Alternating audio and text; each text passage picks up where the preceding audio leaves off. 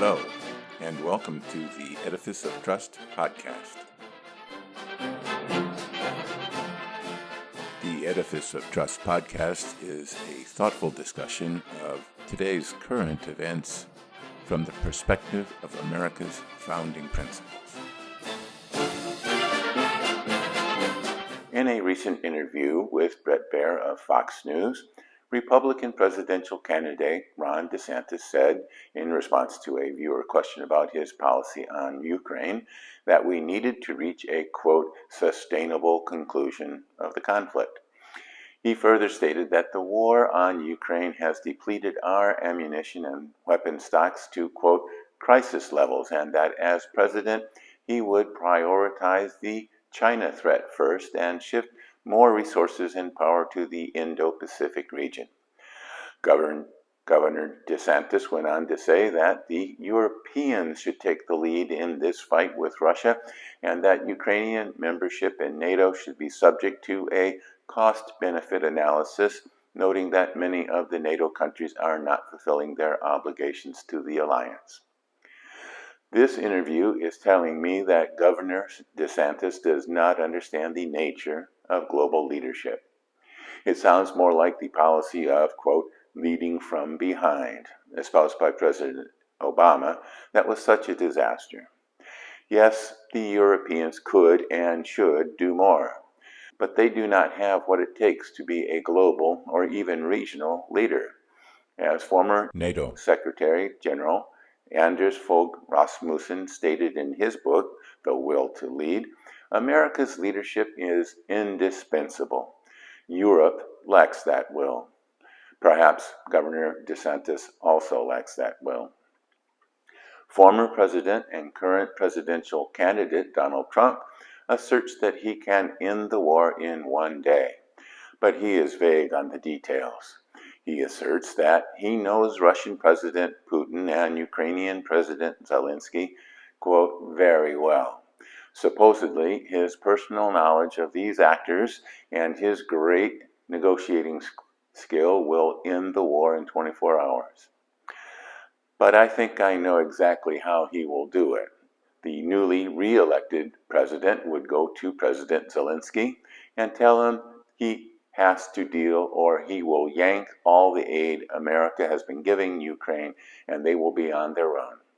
President Zelensky would have to deal and would be forced to concede Russia's annexation of Crimea and cede a partial division of eastern and southern Ukraine to Russian occupiers.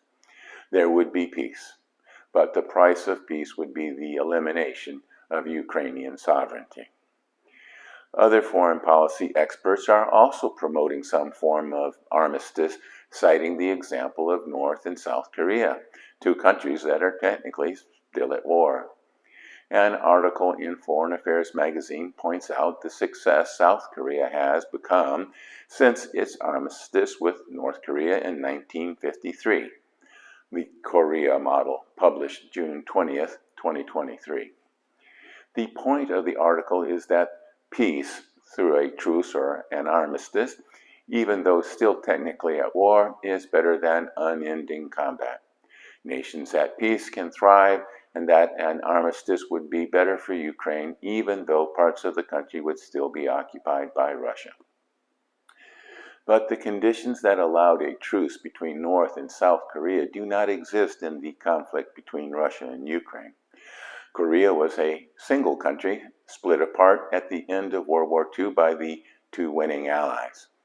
Putin may believe that Russia and Ukraine are just two parts of the same country, but no one else believes that, especially the Ukrainians. And North and South Korea were backed by two world powers that could not engage directly without creating a new world war. As the combatants reached a stalemate in 1952-53, the chances of two nuclear superpowers coming into direct conflict, whether by chance or intent, increased. America was directly involved, although supposedly under the auspices of the United Nations, and Soviet pilots were secretly flying North Korean aircraft. The concerns of the superpowers demanded that fighting cease, no matter the desires of the North or South Koreans. The peace has lasted 70 years, during which South Korea has prospered. But South Korea has only prospered because the United States has strongly backed up the defense of South Korea, while ordinary Koreans have lived under the threat of imminent invasion ever since. The conditions that motivated and permitted the armistice that stopped the fighting in Korea do not exist in today's Ukrainian conflict. The United Nations only supported South Korea because the Soviet Union boycotted the Security Council vote on aiding South Korea, a mistake that neither Russia nor China will ever make again. And although the Ukrainian counteroffensive has only made slow progress against the Russian invaders, they are not at a stalemate, unlike the situation in Korea. If the Ukrainians can cut off the land bridge between Russia and Crimea, the entire nature of the war would change. Plus, Ukrainian fighters are highly motivated against the demoralized Russians. An armistice at this time would only give the Russians time to regroup and reinforce their battle lines to prepare for a new offensive. Most importantly, the will of the NATO alliance, and especially that of the United States, to strongly back Ukrainian independence may be doubtful. The U.S. is gaining a reputation of abandoning its allies, such as the Kurds and the Afghans. The disastrous withdrawal of American forces from Afghanistan was touted by the White House with the comment, quote, "Last night in Kabul, the United States ended 20 years of war in Afghanistan, the longest war in American history," unquote. But the White House is wrong. The longest war is the Korean War. There is no peace treaty between North and South Korea. Only 28,500 American troops are keeping DPRK soldiers from invading the South just as fast as the Taliban moved to retake Afghanistan. It is doubtful that the U.S. or NATO would be willing to station troops in Ukraine to defend the armistice for decades to come. Ukrainian President Zelensky knows that entering into an armistice with Russia would be a death warrant for his country, and likely for himself as well. Ponder that while you watch a brief message. Don't forget that my Edifice of Trust books, Principled Policy, Edifice of Trust Second Edition, In Defense of Principle, and The People's God are available on Amazon, Barnes & Noble, and iBooks. Thank you. Welcome back. If American presidential candidates don't understand what it takes for global leadership, then they probably don't understand what it takes for American leadership. Because American global leadership is an essential part of who we are. American peace and prosperity is built on a system of alliances and trade relationships that have endured since the end of World War II.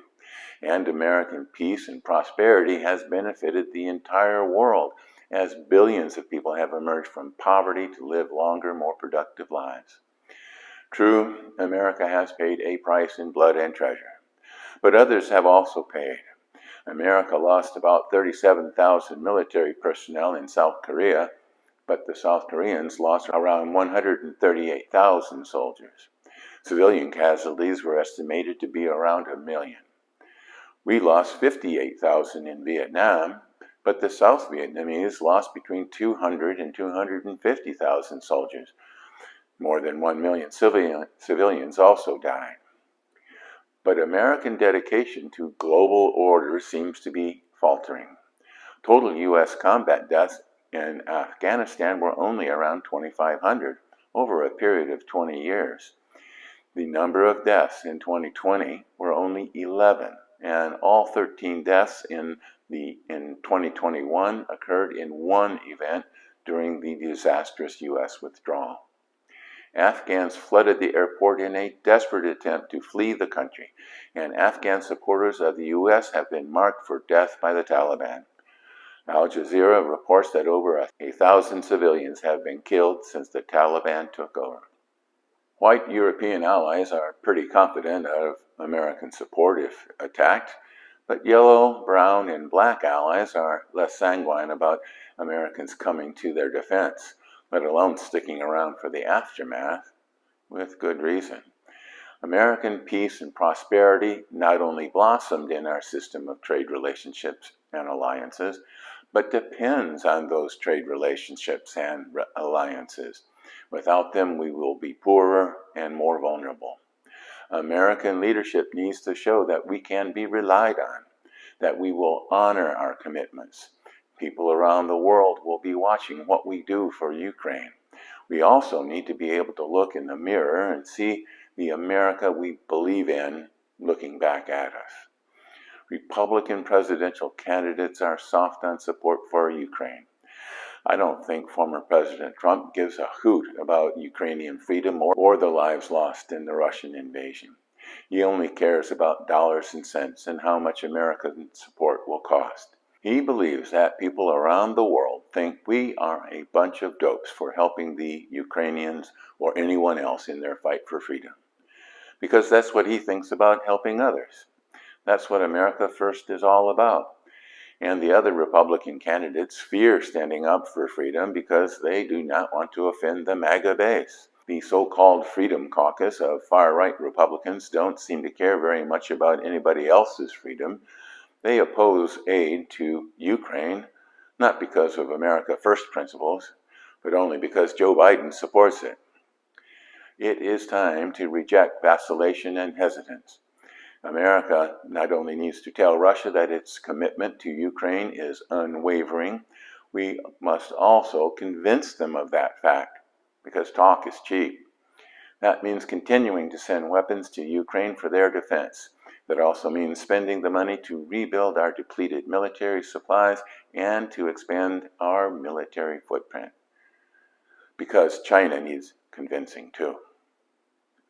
Slava Ukraini.